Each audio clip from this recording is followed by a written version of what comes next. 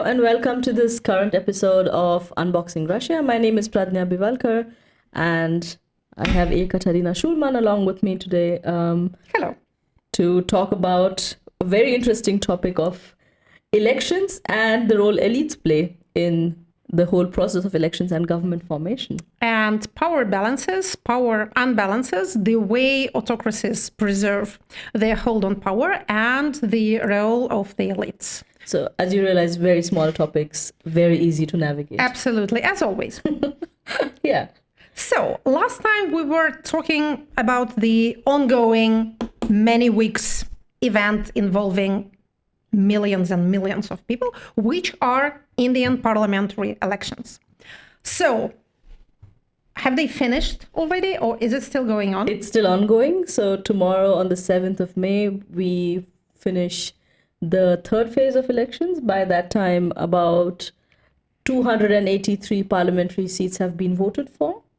And about 260 seats would still be remaining, and that would happen in the next phases over the next 1 month. And these phases, that take overall how many weeks? It's about 6 weeks. So we started on the 19th of April and we end on the 1st of June. So these phases, they happen region by region, right? So a kind of a region votes during a certain allotted time slot. Why am I asking?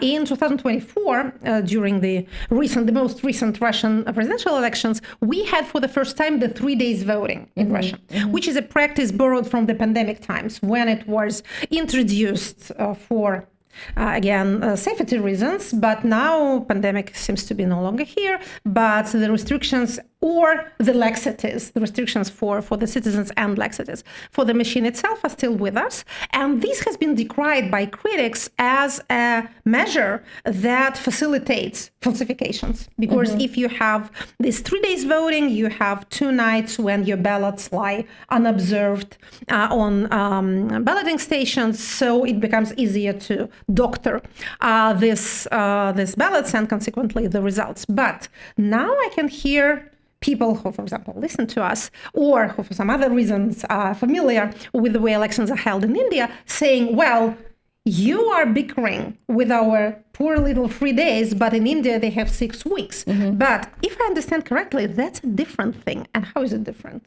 So to begin with, a counter question to you. What was the system before that, for the Russian elections? One day. And do you have postal ballot? Or do you have a ballot or do you have an electronic voting system? This time we also have electronic voting for the first time on some of the in some of the regions. But before, in good old times, in times that now seem so much better, we had just 1 day physical voting. You have to come to the polling station. You were given a paper and then you cast it in a ballot box.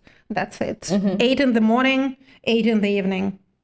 Okay. So in India, I think we had that kind of an election system where the election was not so spaced out over a longer time. But then due to security concerns at that point, because the security agencies, the army, the paramilitary organizations, they are in charge of ensuring the security of the ballot. And because India is such a vast country, they had to ensure that they had enough personnel to ensure the security of transporting things from here to there and then, leading them to have to space it out over a longer period of time. Currently, we have an electronic voting system, which makes it very, I would say it's not completely foolproof, but I think the past elections, at least so far, have been fairly all right. Of course, there are cases of manipulation, but it's not as widespread. But electronic voting is not online voting. No. It's you have electronic machines. Exactly. So you have to go to the polling station. You have to kind of register. You get that dot on your finger. And then you go and you vote. But I think especially in the past few weeks, there have been isolated cases of either too less people on the electoral list who went to vote. So a lot of people turned up, but their names were not there. Or there were falsified names as well. So I think that has been a point of concern. But largely the electronic voting system works for India. I think currently they are really concerned about, especially the opposition is concerned about, any kind of electronic manipulation of the voting system. So in India, if you are a citizen registered and living at a certain place, you can vote during only one day, or you can vote during several days. You can vote only during one day, and a big problem in India is also that you can only vote in your domicile. So, because again, place of registration. Place of registration. So, considering that India is such a huge country and people are also migrating within the country for job reasons, for education reasons, a lot of people are not in their place of registration. Yes. When it comes to voting. Yes. And India also doesn't allow postal ballots. So a lot of Indians who live outside of India, which is a sizable amount of people. So they can't vote at all. They cannot vote. And they can't come to the embassy like we can do. No. I see. No. But this, of course, lessens, not increases the chances of manipulation. It also lessens the chances of voting for a certain person, but it doesn't make things easier for potential falsification. I'm just saying that there is a huge number of people who is left out. Through these mechanisms, which is bad, but it's a different kind of concern than the one we have. So you are on the other side of the fence in comparison to us. And what is the connection between the results of these elections, consider them over, and the composition of the government? Does the government step down before the newly elected parliament? So every government that takes its place in the lower house, it has a 5-year term. So on the last day of the term, the government is dissolved. And then the president of India, which is largely a ceremonial post, invites the leader of the majority to form a government. There are certain similarities to the British system because, of course, we had them around for a few years. Not going into that debate at all, but there is this procedure that has some similarities. And this 5 years term, does it coincide with the term of the legislature? So is it the same 5 years when the parliament sits? Sometimes yes, but sometimes it can take a little longer for the coalition to form a government. So your current government, is it looking forward with anxiety or hope to the results of parliamentary elections because their places will be dependent on that or not? So the current government is fairly confident because even if they don't manage to crack the 370 seats that they have this ambition to crack it. Will it be what we call a 2/3 majority? Roughly, because we have a 543 seat parliament. So their aim is to get 370 only for themselves and 400 seats together with their partners, which is still a sizable chunk. But even if they don't manage to crack the 370, I think they are in a very comfortable position to form a So government. the ruling party is supposed to preserve its place in the parliament, which means, what does it mean for the government? I mean, for the incoming government. For the potentially incoming government. Yes, and when will it be incoming? When their 5 years term ends? So assuming that they get the mandate that almost is a writing on the wall, with certain plus minus of seats happening here and there, I think they will probably stick to the current composition of the government because they have been very successful in getting a lot of things done. Are they likely to invite representatives of other parties to the government? No. So it's the winner takes it all system. Currently, unfortunately, a lot of people from the opposition have also jumped gun. So so a lot of people, like not just around the corner of the elections, but over the past 2-3 years, there was a trend of people who kind of came to their senses, who woke up to this reality that if you want to have a career in politics, you cannot really be in the opposition and make a career out of it unless until you are a particularly charismatic, very loaded, very rich person. But then again, it doesn't end you up in the government. No matter how charismatic you are. No. So unless and until you have that going for you, which will ensure you a seat in the parliament, that's at least like getting a foot in the door. Yes, of course. That's quite a lot. People realize that it's easier to be a part of the ruling government. So a lot of people jumped. But this boils down to the fact that the majority party, the one that gets most places in a parliamentary elections, forms the government. Yeah. So that's the important point, because this is the definition of a parliamentary democracy, a system where there's a direct connection between the composition of the parliament and the composition of the government. In Russia, this is not the case. You are inaugurating your new government sometime soon? Yes. We by the way, we tomorrow, say May 7th. Not exactly. I'll tell you about that later, because it's a complicated schedule, and it's complicated because it's being used for the first time this year, because we have had constitutional amendments, and now we have... Who doesn't like them? Of course, and now we have a whole new set of toys to play with, and the less connection between these rituals and political reality, the more people are attentive to them, which is kind of compensation mechanism. So we don't have 5 years terms for government. So we can have a governmental change at any moment when the president so desires. So there's always, a space for a surprise when you wake up one fine day, and then new government. But the government doesn't step down after the parliamentary elections. I remember when there were parliamentary elections in 2021, last time, just before the war. For some reason, a lot of embassies in Moscow then asked me whether the government is going to be dissolved. And I said, why? There is no rule. But now that we've had presidential elections, that's a whole new thing.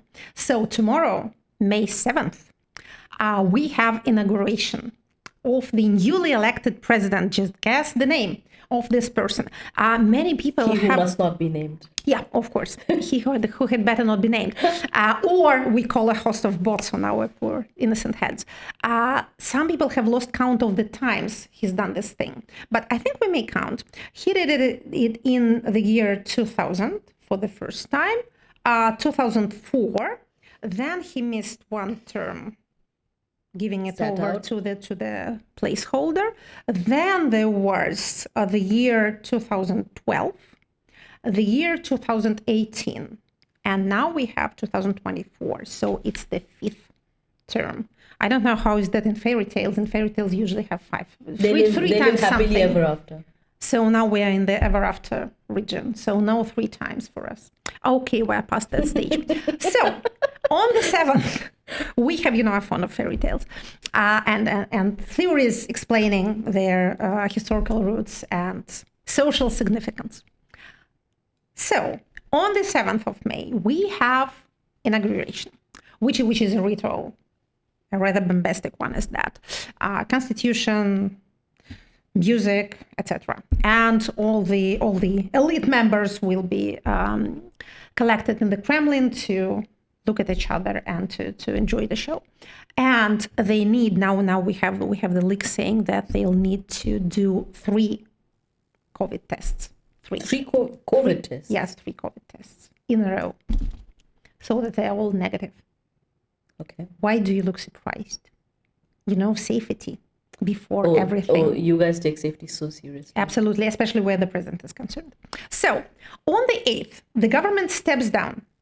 And then we have this whole complicated procedure, which is like this.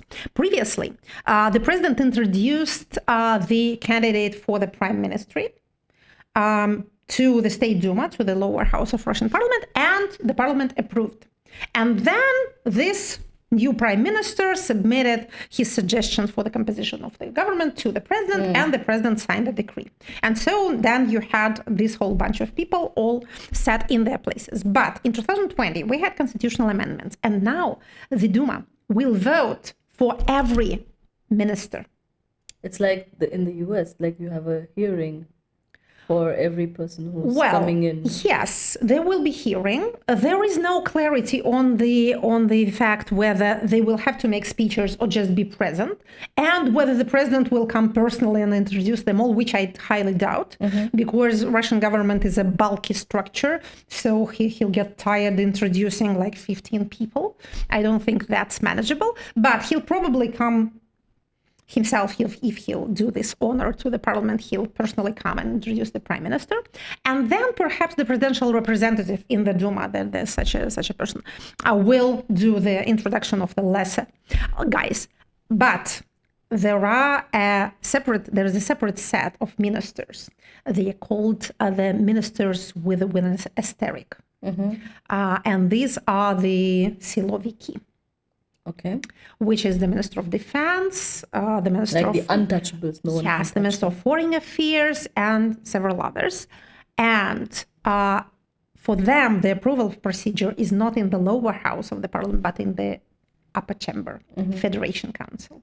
We don't yet know, because this will be the first time that this play is enacted. We don't know how public this will be, and whether these candidates will also make speeches or just be present. We don't know that, but we are very much interested.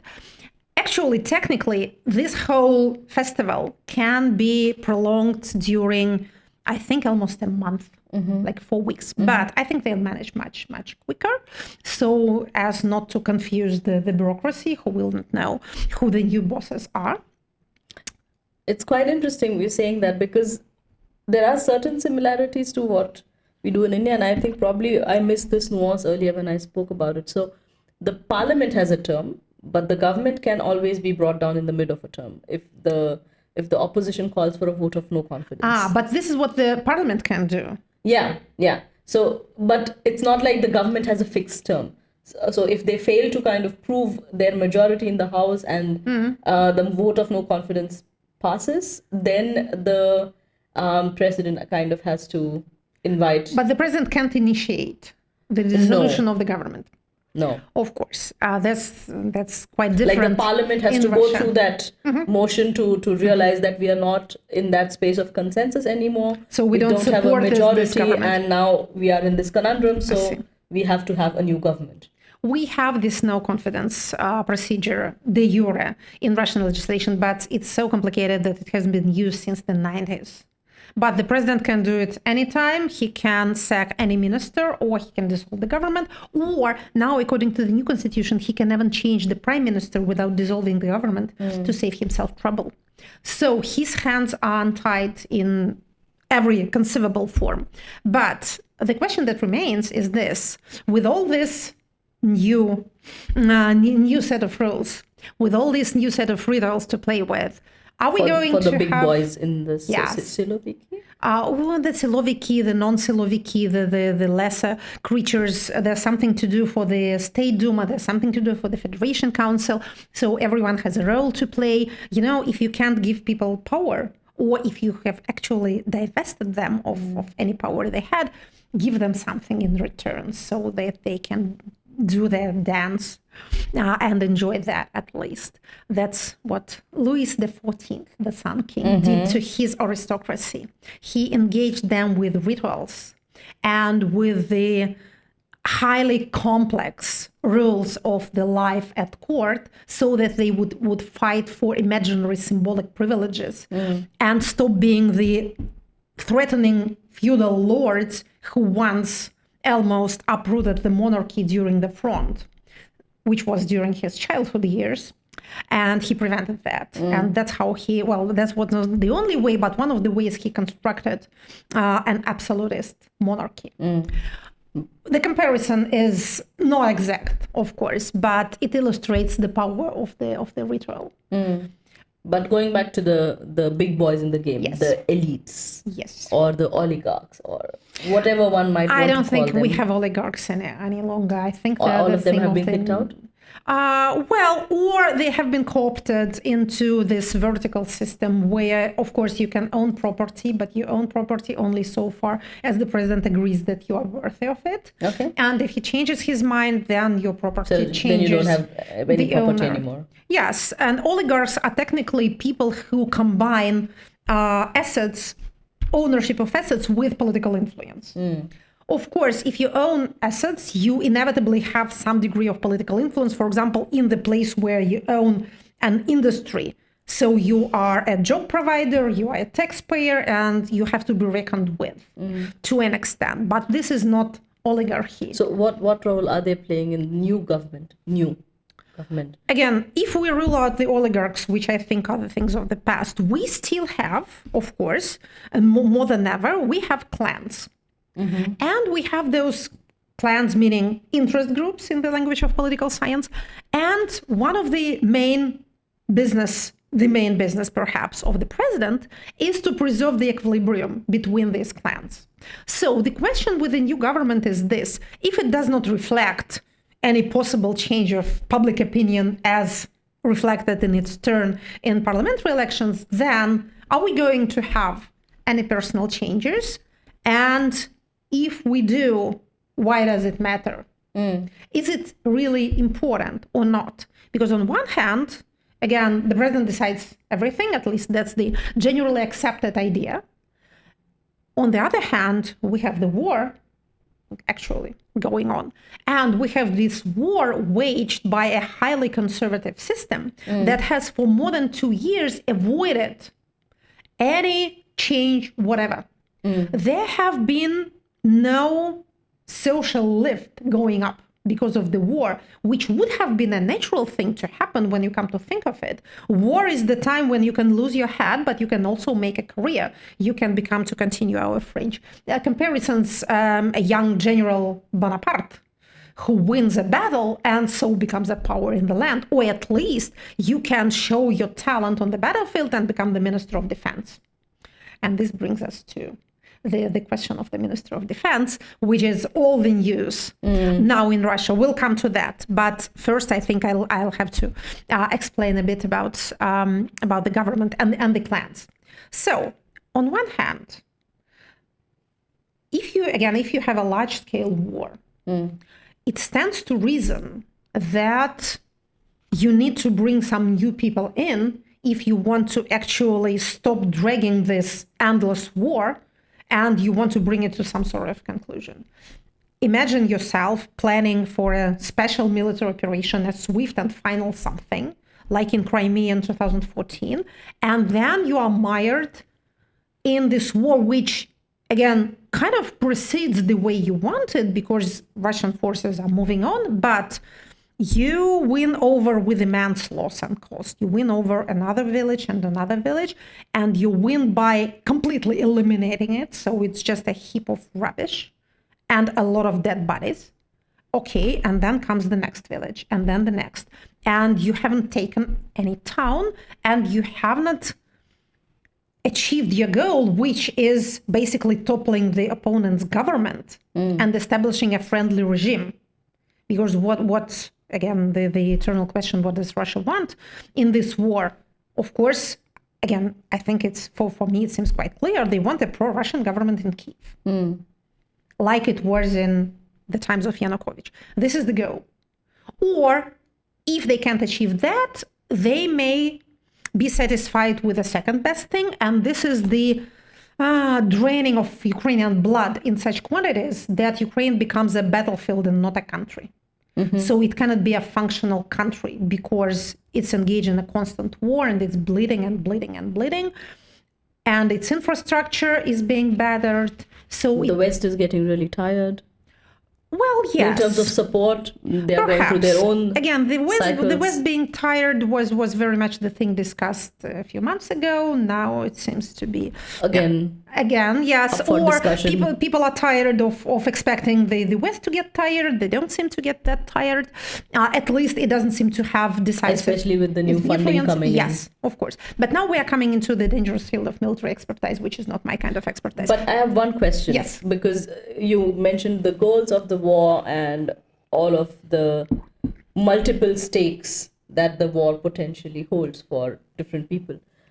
But this is the perception sitting outside. And considering that a lot of media space inside Russia is also fairly controlled and fairly regulated by the state authorities, do you really think there is a big discussion happening on these goals and the different interest groups within Russia? Or is it happening on the outside amongst communities like yourself and other important people who have kind of had to leave Russia under different circumstances? Because I'm thinking sometimes it can be like a parallel world. You know, like you are inside the system and you think my day-to-day life is going quite all right. Yes. There is the government, they have been elected, there is an inauguration happening, not much has changed. For me, it's stability. Whereas on the outside, you're sitting here and you're thinking, oh my God, like stability here or there, but it's not for any good because the bigger picture is very different. You know what I mean? Like Yes, there of is course. this I think inherent it's- conflict at yes. that stage. It's a very good point, because we tend to assume that people in the elite know more and see Exactly. further than our poor little selves, because they have all the information and because they are, a different caste of people. But actually, in my experience, I can say I was very high up myself, but I was on state service for quite a number of years in my younger days. These people, the insiders, they are so occupied with their not just day by day, but minute by minute nonsense. And the higher the man is up there, the more he's engaged in, as we said, ritualistic things that consume his time. They don't engage in strategic thinking. And every person... You just follow the orders. Yes, every person, and protect yourself and watch your back and look around you, because you are surrounded with other clan members who want to bite your head off, and from time to time they do.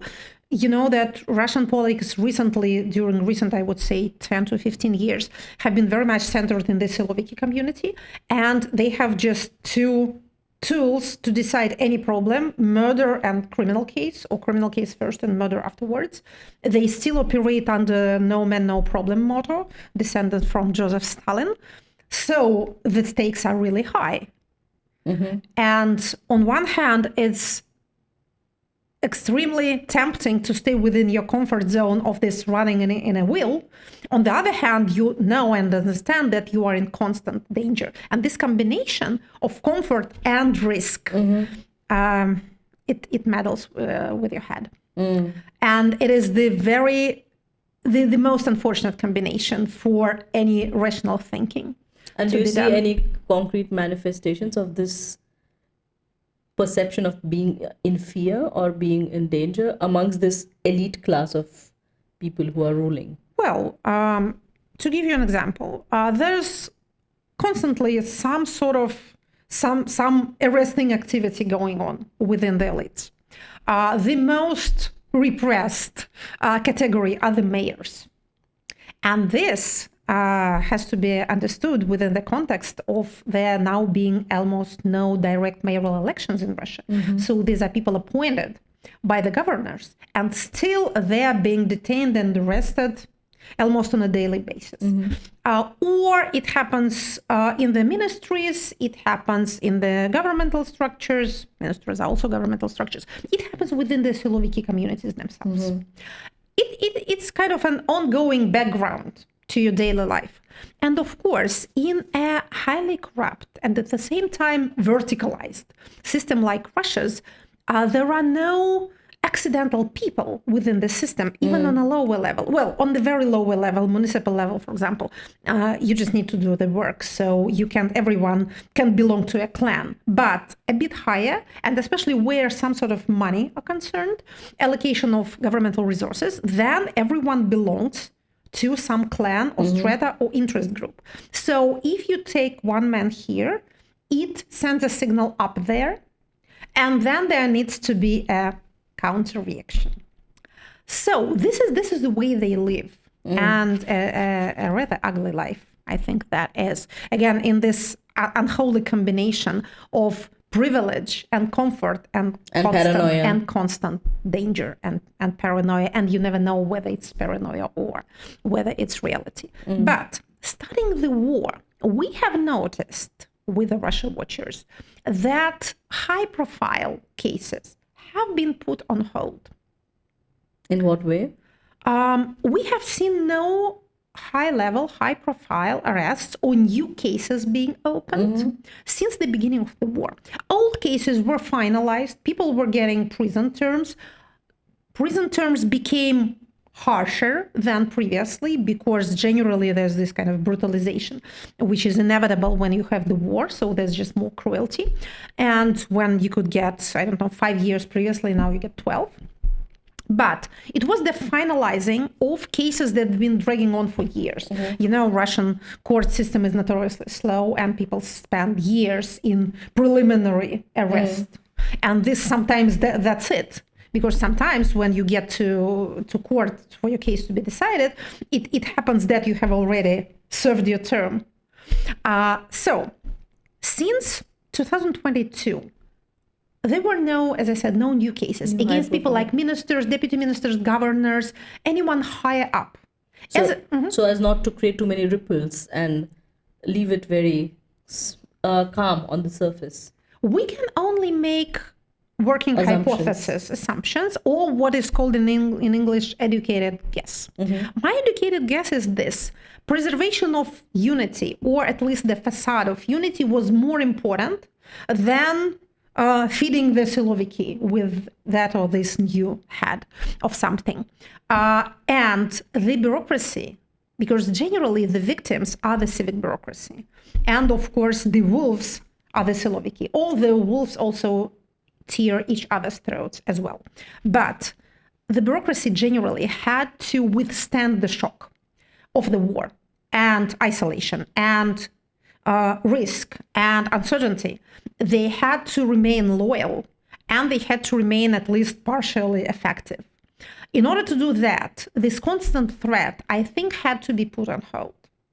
But once the elections were over, we suddenly saw a sharp and fast increase in the number of exactly new cases against people in customs service, in the MVD, the interior minister, and the most prominent of all, the sudden arrest of an important deputy minister of defense, a person close to the minister of defense, the one who's been working with him for more than a decade, and the person responsible for all military building and construction and development, including the restoration, what is called in official language, the restoration of the new territories, like rebuilding of Mariupol, which is billions of rubles and no control whatsoever. He was notorious for his luxurious lifestyle, for his changing wives, and his wives were celebrities, what you call socialites, right? That's, I think, is the right term. And they made pictures on Instagram. Then Instagram was banned in Russia. So it was, an open But scandal. It's interesting that the charges are of corruption and not of threat to security. Because in one of our earlier conversations, we spoke about this paranoia of the construct of security, of the intruder, of the West as the bad guys and as the constant threat. Yeah. And it's interesting because, yes, the official charges are corruption. I think it's a bribe. It's a bribe of a ridiculous sum of 1 million rubles, which for that kind of person is, adding Nothing. insult to injury. It's like accusing, I don't know, an ordinary person of stealing 5 pence at a supermarket. But there has been an anonymous source quoted in the media saying that the real charge is state treason. And this is why it was possible, said the source, to convince the president to sign this arrest. Because everyone knew about corruption, and that was not any case to worry about, but state treason is a different thing. I took notice of this because it's a new note in this song. When we had high-profile arrests, it was always on what we call economic charges. So something to do with the money. But if you start accusing your high-ranking officials of state treason, then this is literally the Stalin's way. And why is this more dangerous for the elites themselves? Because economic charges are, of course, can be applied to anyone because they are all corrupt. They couldn't be there without being part of corruption network, but they are corrupt exactly by being part of a network. So it is something, this accusation, there's something tangible. And if you are in this network, you can at least hope for somebody to give you a hint that you have like 24 hours. So make yourself scarce. And you kind of know how to deal with that. But treason isn't an imaginary crime. It can be anything. Especially with the latest changes to the criminal code, we have criminal code articles like confidential cooperation with a foreign state or non-state entity, which again can be anything. It's neither here nor there. Reading a newspaper can be a foreign newspaper. But it's quite interesting that you're saying it because in reality, had they used the charges of treason as the legit reason to put this person under arrest, they would have probably garnered more support, public support, by saying, see, this is a bad guy. He's kind of joining hands with someone on the outside. With an enemy, but and he's not a loyal Russian. A corruption charge also is popular with the public because the public is absolutely sure that they're all thieves up there. Okay. And they have since leaked, of course, the obligatory videos and pictures of the house search. And then you have all this luxurious lifestyle to feed the popular indignation. But I'm watching this state treason thing, and after this one leak, it has not been carried on again. No. So I do suspect that this is indeed too dangerous, because if you can go to the president and say, you know, this guy, he's really a Ukrainian spy or an American spy, which is even better. And if the president believes this kind of thing and acts on it, then there are no rules any longer. Again, not that there was much protection previously, but there was this danger within limits. There were some set of, if not maybe rules, but then just customs that you could accustom yourself to. But if we jump to this stage when, again, as it was in Stalin's time, when you are a member of Politburo today and tomorrow you are a Japanese spy and you get shot and your family gets killed off and that's it. I think that after Stalin died, the agreement, it's not that I think, the historians think, the agreement between his surviving comrades was exactly this, that, of course, the Soviet power, the Soviet regime and the ideology and the party has to stay, but we agree to no longer kill each other. And this is an agreement which more or less has kept on till today. So, coming back to our new government, which we have a little bit forgotten about. Is it really new? Yeah. Maybe it will be the same old thing all over again. But if you have this high-profile arrest, just before, days before the composition of the new government, then, of course, the natural way to read the signal is that the Minister of Defense has to step down. Well, he can't step down, he can only be sacked, because stepping down on your own volition is forbidden in Russia. The president decides where and when you work or stop working. It's not for you to decide. But again, that was or is a person very close to him, the arrested one. And he was detained immediately after the meeting at the Minister of Defense. So we had this unseen before video from the court where you have in this glass cage, which is called the aquarium, a person in a full general's uniform, full of decorations. So they wouldn't even let him change into other clothes. So they took him not from home, but from the Minister of Defense. So they're shaking things up. That's the message. And that's the catch now. Coming to your question of the new or the old government.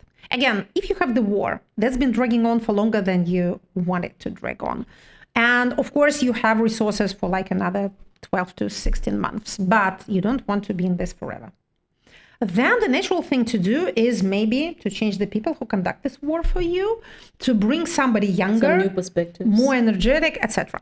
Is it really going to happen? That's the question. Now, there's another logic. And that is not the logic of winning wars, but the logic of preserving power. And we are dealing with an autocracy, and not a young autocracy at that. We are dealing with a system that's been there for 25 years. With a lot of clans at the helm. Yes. And again, imagine for a moment yourself to be an aging autocrat. Can you imagine that? Yes, very much so. Without closing your eyes even. Yes, absolutely. With your eyes open. It's all over my face. Okay. Very good. So you are an aging autocrat.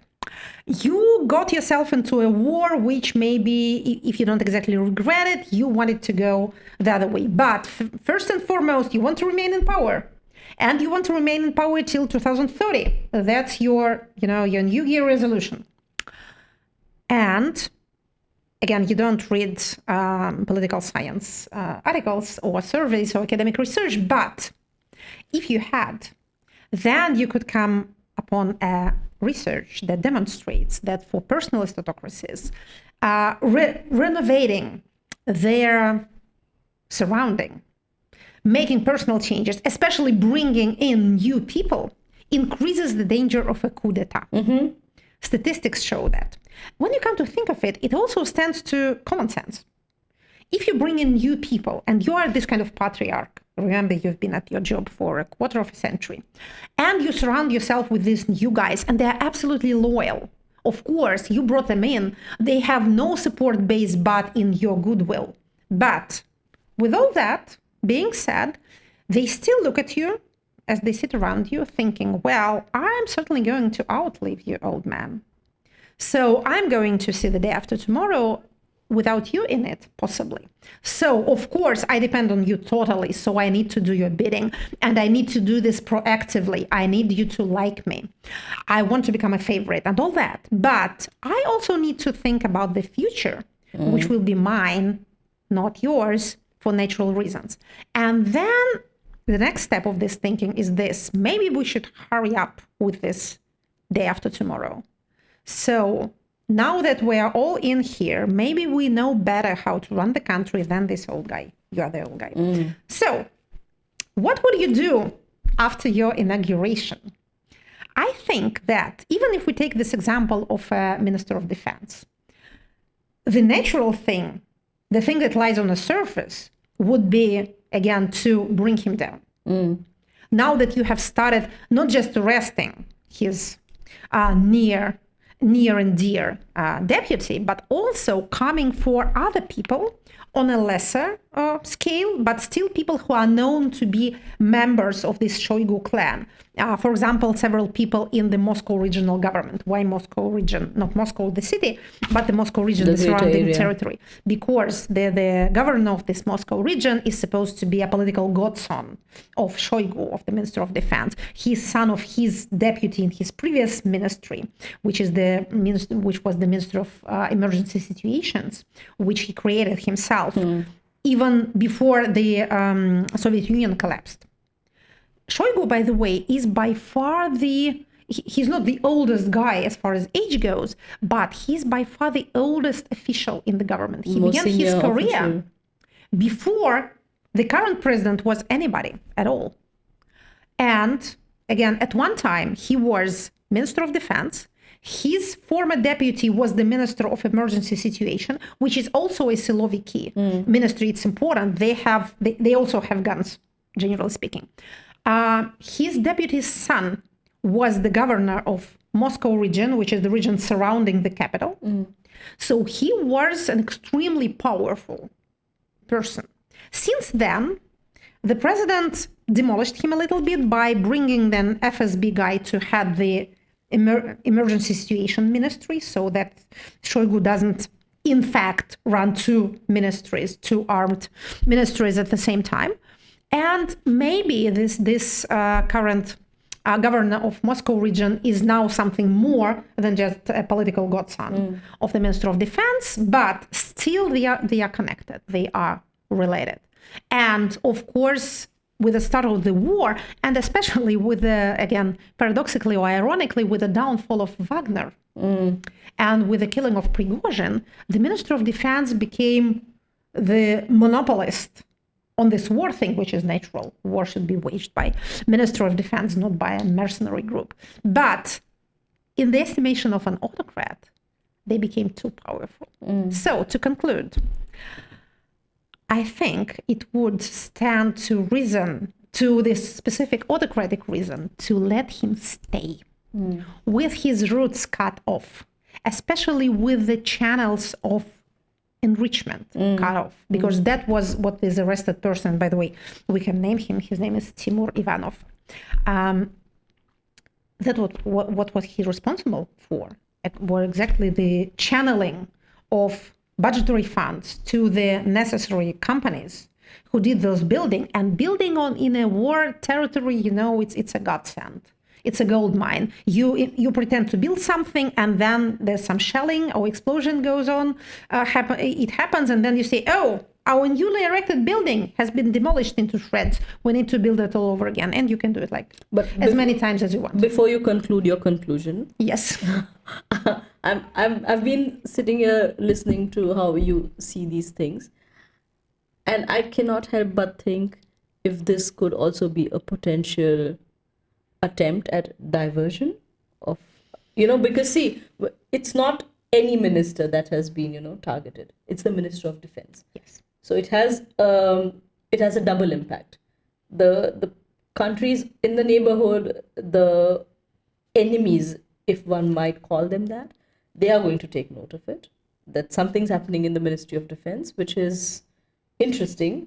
You mean internal enemies or external enemies? And at the same time, internally, you are creating this image that you are this very stern, very upright, holding up principles kind of a ruler. And the corruption charges, you were willing to kind of look away.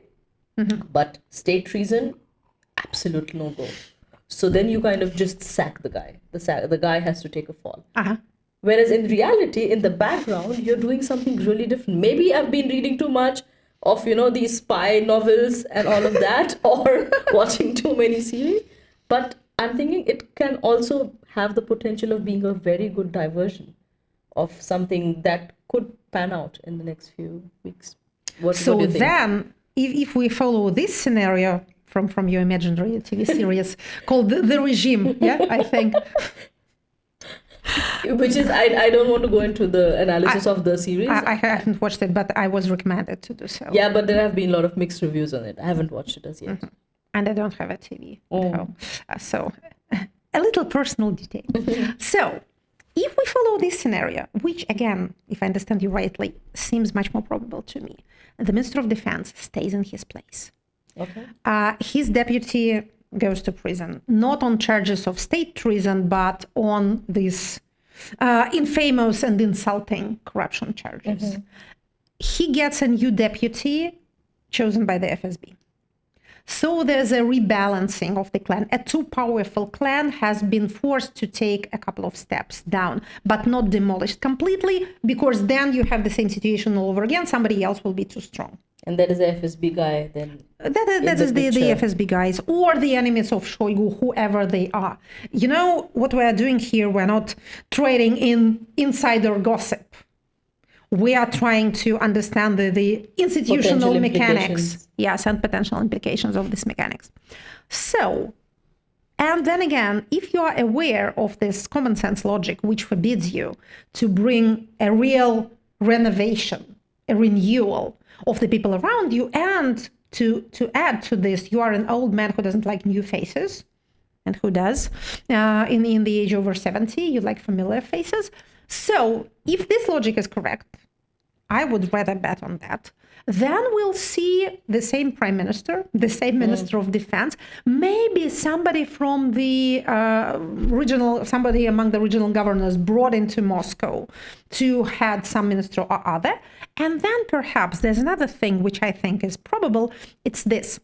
If you can't bring in new people and you can't rid of old people, either because you don't want to or because you sense that there's danger in this, then if you need to at least produce an impression of something new, because that's the custom, that's the ritual, then you can create new places. Mm-hmm. For example, you can divide a ministry into two, or you can upgrade an agency to a ministry, or engage in any of these bureaucratic theatricals, which Russian system is very fond of.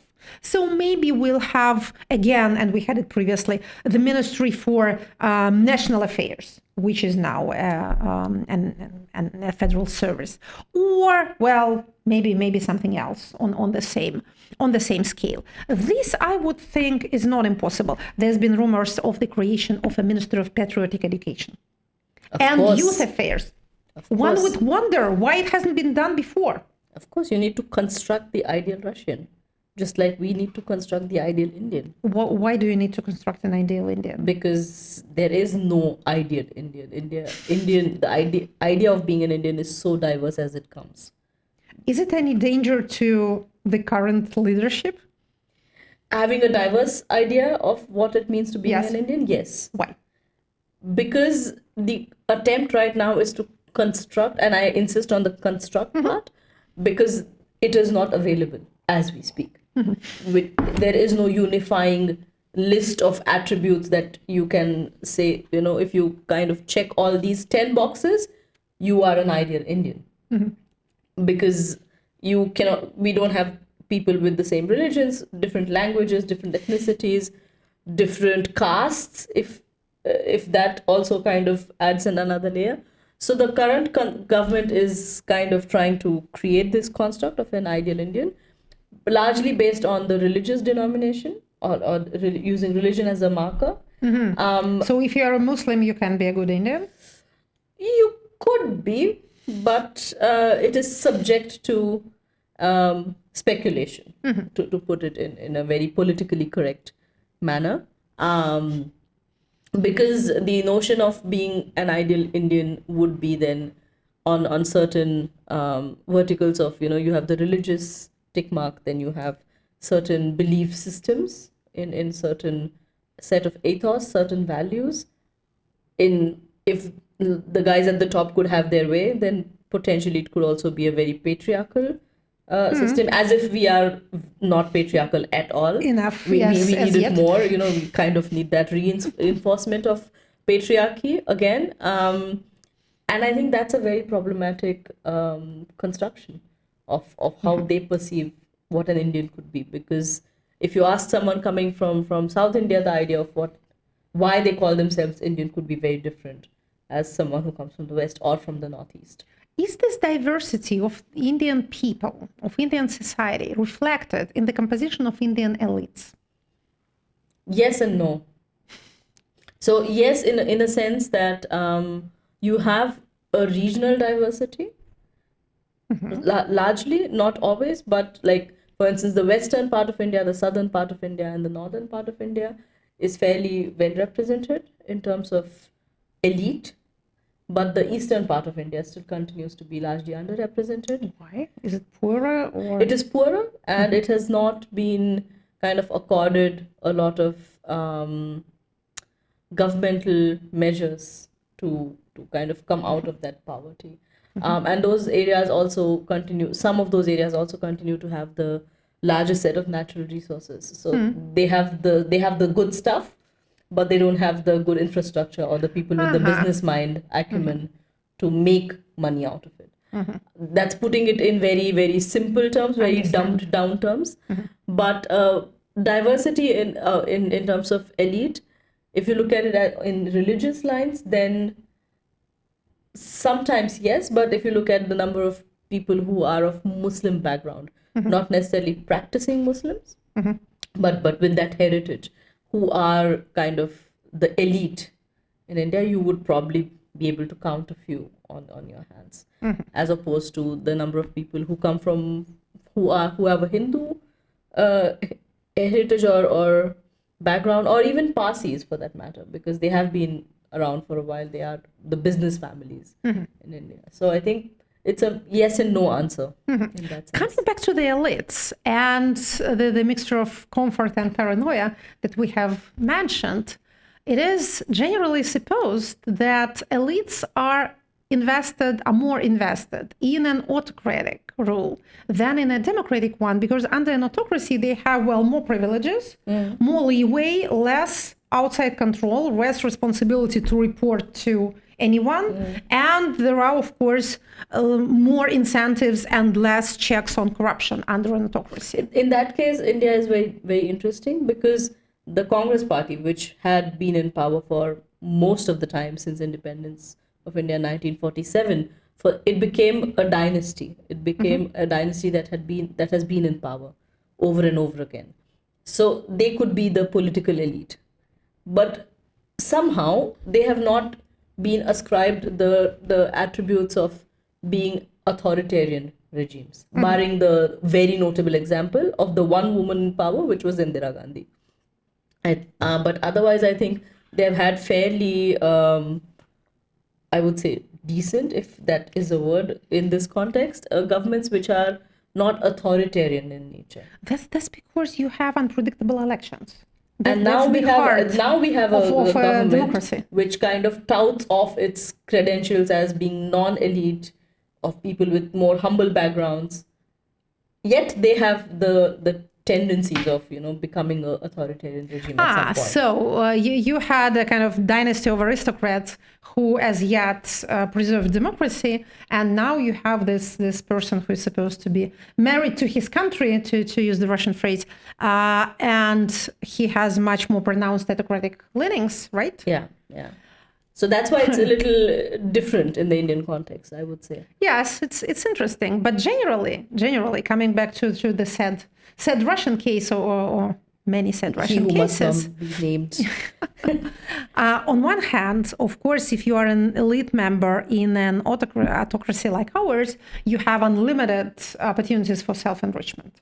Mm-hmm. You can rob the country, frankly speaking, and you can forget about the rules, and you can have people arrested for whatever, and you can avoid responsibility for whatever you do, even if you run over a person on a street, which has happened. So, but that part is true for Congress. They got away with a lot of things for a very long time because there was no credible opponent for them. And for to note, when you say Congress, you mean the party. The Congress party. Yes, you don't mean the legislature. No, the Congress party. So that is clear. But at the same time, in an autocracy like ours, these very elites live in constant danger of hearing a knock at the door or just being detained when they leave the next ministerial meeting. And then it's more or less all over with you because the Minister of Defense has sacked this person next day or during the next 2 days.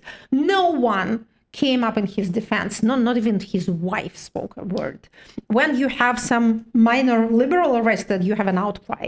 And you have people coming to the courtroom. And of course, you have publications in the remaining independent media in Russian and in international media. And of course, you have lawyers and then all this kind of thing. And you have letters written to you, etc., etc. Again, this may not prevent you from getting your term, your prison term, your court sentence, but at least it's some sort of support. But if you are an elite member who gets the black spot, then you are a true outcast. No one will go near you. Of course, you can buy a lawyer with your money, but that's about it. And as I said, you only own property as long as the president wills it so. So, paradoxically, or again, ironically, it would be more profitable for the elites to invest in a democracy, which will allow them to step down safely. Well, imagine you have a democracy. I have asked you to imagine a number of impossibilities before dinner, exactly like I think that is the easiest for me to imagine because India has been a democracy. Yes. For the longest time, still continues to be with its own problems. And yes, remains to a large extent, it remains one. So if you are in a democracy and you have fallen out of favor with the public or with your party leader, you can say, okay, now I'll do the opposition. You just jump to the other party. Yes, you can jump to the other party. You can wait for the next electoral cycle. You can, I don't know, go and read lectures in a university or write your memoirs. Or you start your own universities. That's the thing. I would do that. Definitely. So then the next chance comes and you do a comeback. So you don't get arrested or killed. Your family doesn't get killed off, etc. But as we have already mentioned, the elites who seem to people lower down to be some special kinds of beings who know things and who know how the real rows behind the scenes work. They are really so short-sighted. And when this doom comes for them, they are always unprepared. It's always a surprise. There's this infamous, again, phrase which is supposed to be a quotation from a letter written by a former party official to Joseph Stalin, and this is, Comrade Stalin, a terrible mistake has happened. Товарищ Сталин, произошла чудовищная ошибка. And this terrible mistake, this horrible mistake, it's now a proverbial phrase to be ascribed to somebody who suddenly found himself drawn into this meat grinder which he has been an operator and a beneficiary of. Yeah. It fits our, what's the German word for this? Schadenfreude? Schadenfreude, yes. I hope I'll learn how to pronounce it correctly. But we really shouldn't be experiencing this, this pleasant thing, because it leads nowhere.